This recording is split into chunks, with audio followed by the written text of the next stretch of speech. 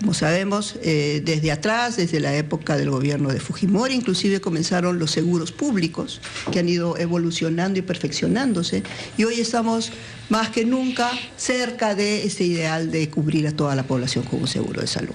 Al 2016 esperamos llegar al 80% como mínimo de la población, y hacia el bicentenario haber ya cumplido. En este momento, ¿cuánto estamos atendiendo? Estamos en 14, el CIS está en 14.900.000, que sumado a lo de salud y a de las sanidades y el sector privado, estamos alrededor del 70% de la población. Incluyendo sector privado. Incluyendo sector privado.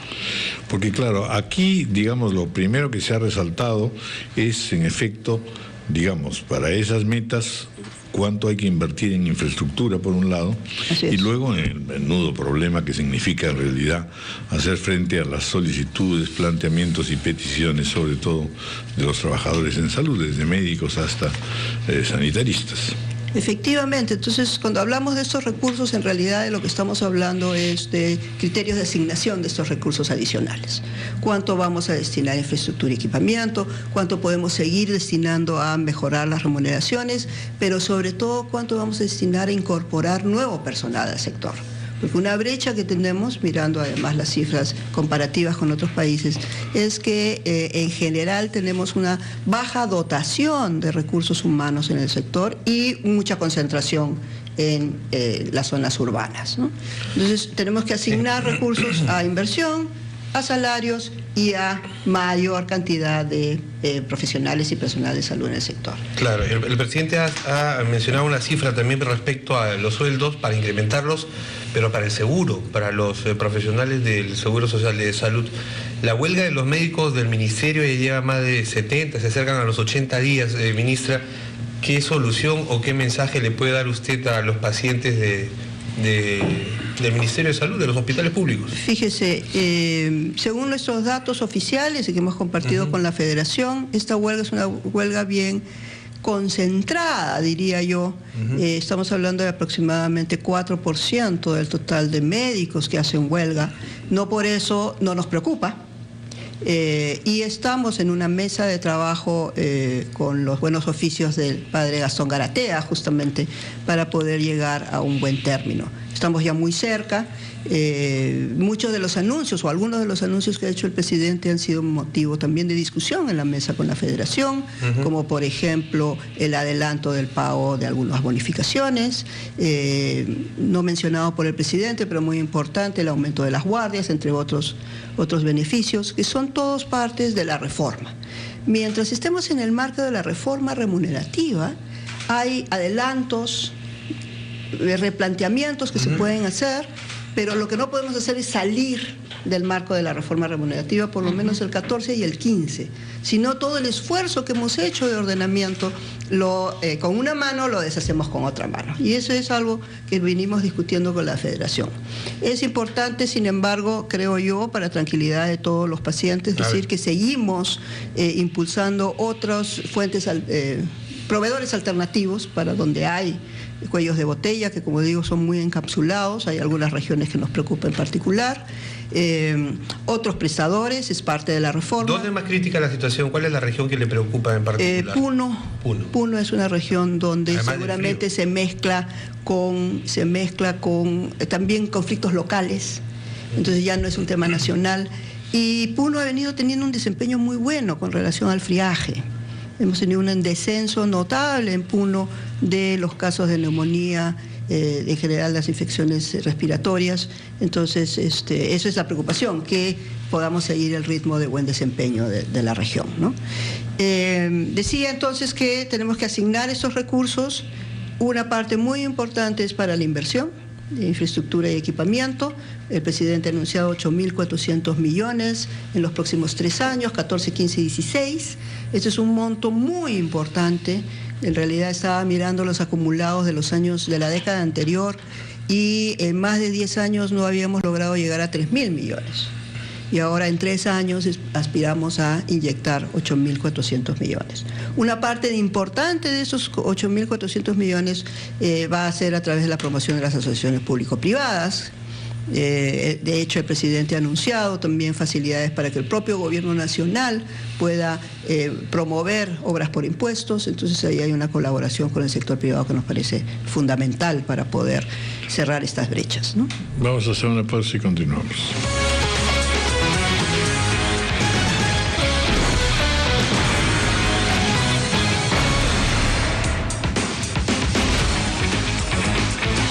Varios aspectos que son interesantes y han sido bien recibidos, pero siempre preocupan. El problema cuando se amplía las coberturas como el SIS es que en una coyuntura económica en que el Perú crece, eso es perfectamente sustentable. Sin embargo, son mucho más personas en un seguro que necesita un ingreso constante. Eso, ¿cómo se ha medido? ¿Qué posibilidades de que esto realmente se cubra y no se convierta en los típicos seguros que al final están sin fondos y más es lo que provoca un problema? Sí, eso es parte muy importante de la programación multianual que hemos hecho. Hoy el SIS está con 1.400 millones de soles. Esperamos que el incremento que hemos tenido digamos, en mi gestión en 2 años de 500 a 1.400 millones sea el ritmo de crecimiento en los próximos años. Ahora, en este mes, vamos a tener ya finalmente el estudio actuarial que mandamos a hacer con el Banco Mundial.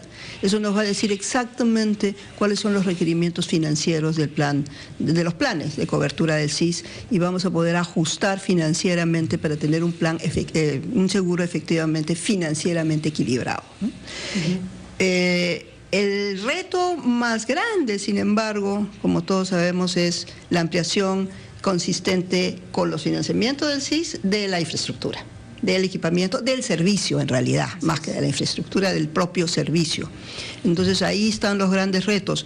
La velocidad de ampliación de servicios no viene tanto limitada por los ingresos del SIS, sino por la capacidad que tenemos de efectivamente proveer servicios a la población, ¿no? Entonces ahí está, yo creo, esta programación de los recursos de inversión es fundamental. Insistimos como política de este gobierno y esperamos convencer a la ciudadanía de que sea una política sostenida la creación y puesta en funcionamiento de 160 hospitales a nivel provincial, que va a permitir efectivamente esa ampliación de cobertura. También tenemos inversión prevista en los gobiernos regionales, es decir, en el nivel de hospital regional, y en algunos hospitales nacionales también de Lima que requieren ampliaciones, ciertamente, ¿no? El Loaiza, el Sergio Bernales, en fin, el 2 de Mayo y otros que también a través de asociaciones público-privadas esperamos puedan ampliar su capacidad rápidamente, ¿no? ¿Cómo se está monitoreando el tema de las ampliaciones público-privadas? Porque el tema ya empezó en algunos lugares, por ejemplo, le digo porque nos pasa a los periodistas, me encuentro con una señora en la calle que me dice, por favor, expliquen que los que hemos sido derivados del Policlínico de Angamos, me parece, voy a decir el nombre porque la queja era con nombre propio, al Suizalab, nos atienden muy mal, que los relegan, que los dejan en un cuarto, que no los atienden como a los demás pacientes.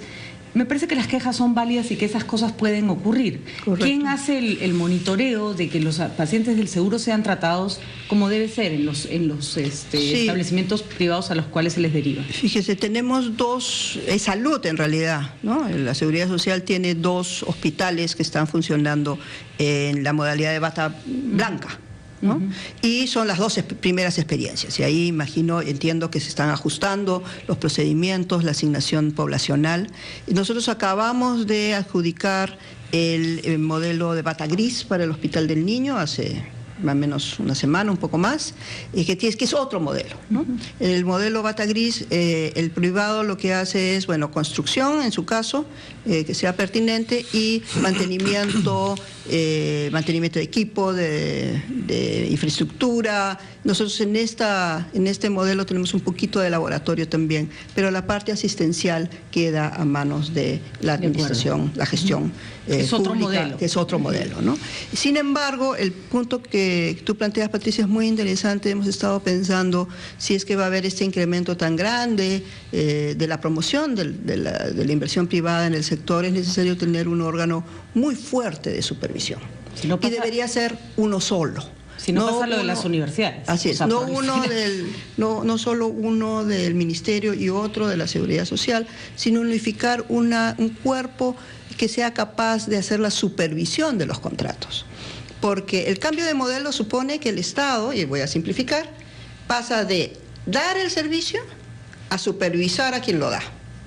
Entonces tenemos que cambiar nuestras capacidades. Sin duda. Hacia la capacidad de supervisar. Pero también tenemos otro brazo que es muy importante, que es la Superintendencia Nacional de Salud, que si bien no supervisa los contratos, lo que sí hace es supervisar la calidad y la oportunidad de la atención. Entonces, a los asegurados de cualquier régimen, entonces, así es, a los asegurados de cualquier régimen tienen siempre la puerta abierta de la Superintendencia Nacional de Salud, su salud, para que vea cuáles son los cumplimientos de los estándares de calidad de los servicios, ¿no? A ver, vamos a entrar a lo concreto ahora, ¿no? Es decir, estamos hablando de programas, pues evidentemente, y es muy importante, a mediano plazo sobre todo, y con un plan prefijado. Pero, ¿cuál es la situación en este momento? ¿Cómo van las relaciones primero con los gobiernos regionales? Ya hemos visto, ya ha explicado usted bien lo del CIS, que allí hay que poner un énfasis bastante grande, sobre todo más que en infraestructura, en el servicio propiamente dicho. Sin embargo, pues también el presidente ha anunciado una serie de programas, es decir, la focalización de algunos aspectos que son claves y que tienen que ver de inmediato, es decir, ¿cómo hacemos para trabajar en el corto plazo, en los 2 años que restan, y poder decir, hemos solucionado parcialmente tales o cuales problemas? Efectivamente. De mayor interés. El éxito... Incluyendo, por supuesto, el tema con los profesionales, que no basta decir que son tercos, hay que de todas maneras encontrar una fórmula de convivencia. Efectivamente, y de convivencia... Y de mejora profesional, por otro lado. De convivencia constructiva, efectivamente. Usted ha mencionado algo que es muy importante. Tal vez el éxito en la implementación de la reforma sea la capacidad de tener medidas de mediano y largo complementadas con medidas de corto plazo, ¿no?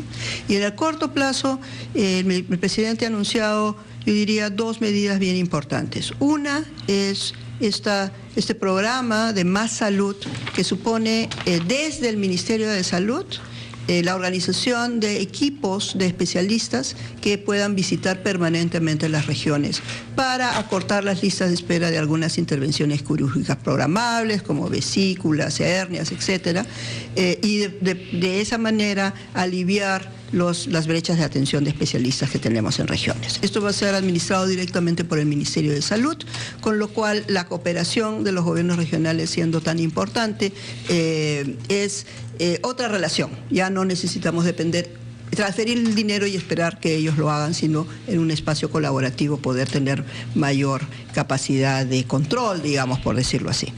Y entonces es una medida que yo creo que va a ser muy exitosa en términos de solucionar rápidamente algunos problemas acumulados mientras vamos formando más especialistas y los vamos asignando permanentemente a las diferentes regiones, que eso toma tiempo, eso toma 3 años. La formación de un especialista es algo que toma, como digo, 3 años. La otra medida que nos parece que combina el corto plazo con una medida más estructural es lo que ya ustedes han venido conversando con el doctor Grillo, que son Farmacis, ¿no?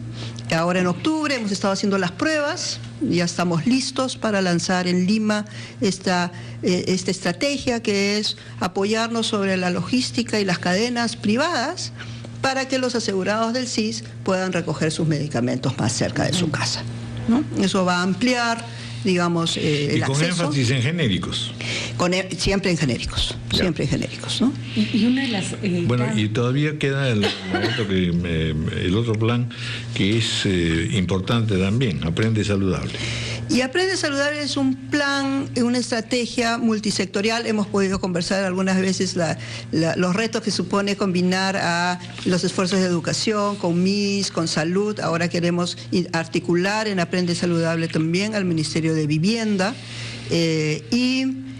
Lo que tiene desde el lado de salud, nuestra responsabilidad es pasar a los chicos por este chequeo médico todos los años, hasta que se institucionalice como una práctica regular en las escuelas públicas.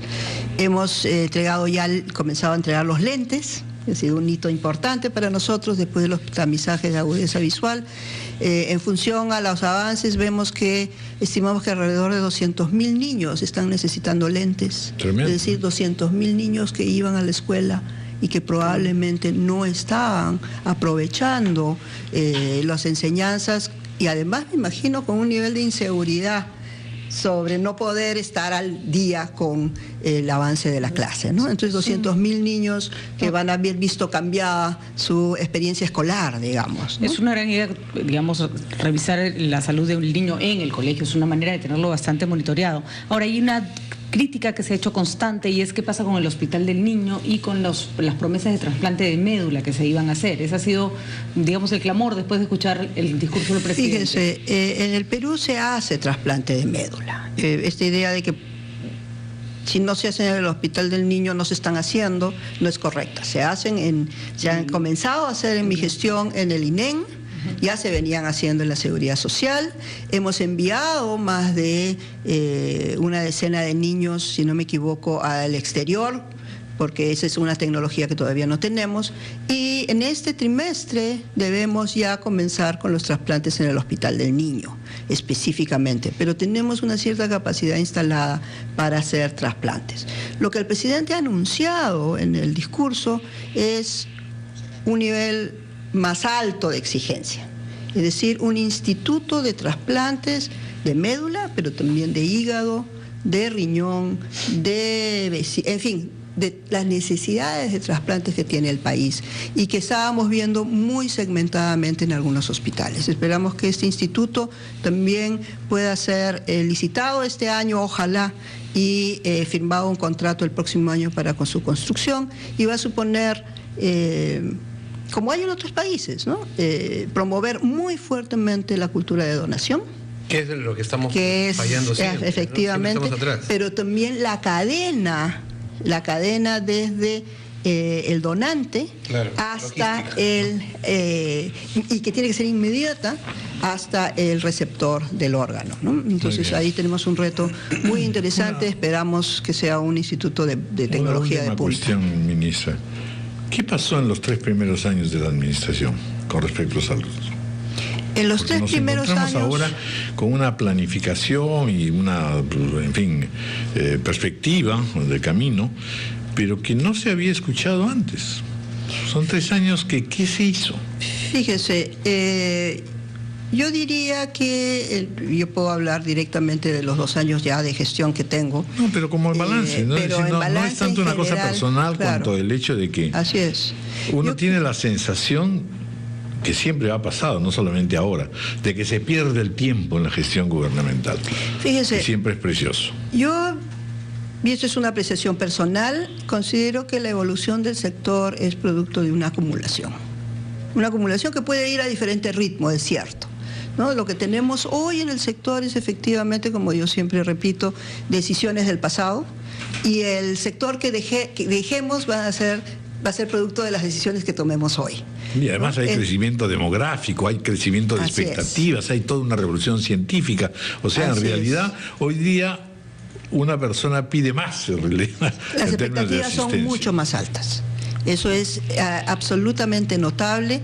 No obstante ello, y de repente en algún momento puedo regresar, hemos acabado de hacer una encuesta, la ha mandado a hacer justamente la Superintendencia Nacional de Salud al INEI, nos están llegando los resultados, y tenemos un sorprendente 70% de la población que encuentra que el servicio está entre regular y bueno. No excelente, que es a donde deberíamos ir, pero hay una cierta percepción de la población de que el servicio está de alguna manera satisfaciendo expectativas. Yo no sería muy triunfalista con esto, porque encontramos muchas brechas y muchas demandas insatisfechas, pero creo que estamos caminando detrás de las expectativas del usuario. Y nuestro acuerdo de gestión, como hemos conversado en alguna oportunidad, tiene uno de los indicadores que es justamente la satisfacción del usuario. Es decir, vamos a premiar a los establecimientos en función a qué opinan los usuarios sobre su servicio, ¿no? Entonces, ¿qué ha pasado en los últimos 3, para no olvidar la pregunta, qué ha pasado en los últimos 3 años? Creo que ha pasado una cosa muy interesante que es externa al sector. Creo que el país ha pasado de pensar en programas específicos, útiles, y pertinentes seguramente, a voltear a mirar a salud y educación y a decir, en la base del capital humano, digamos, del crecimiento y desarrollo del capital humano, más que los programas, están los dos sectores fundamentales que son salud y educación. Eso acompañado por una nueva lógica también en el Ministerio de Economía y Finanzas, que ha progresivamente ido pasando de una mirada de corto plazo, de coyuntura económica, a una planificación multianual. Sé que brujería le han hecho Castilla. Justamente vamos a conversar con el ministro de Economía, así que vamos a recoger esta idea que usted nos está planteando. Vamos a ver. Bueno, muchas gracias, ministra Midori de Javi. Placer. Gracias por haber estado Muchísimas con nosotros. gracias. Trabajo a fondo. Muchas gracias. 8:36 de la mañana, una pausa y vamos luego a conversar con el señor ministro de Economía, Luis Miguel Castilla, que también, por cierto, tiene muchas cosas que contarnos. Ha sido uno de los aspectos centrales, como es natural y previsible, del discurso presidencial y de este encaminamiento, de finalización de este régimen. Una pausa, 8:36.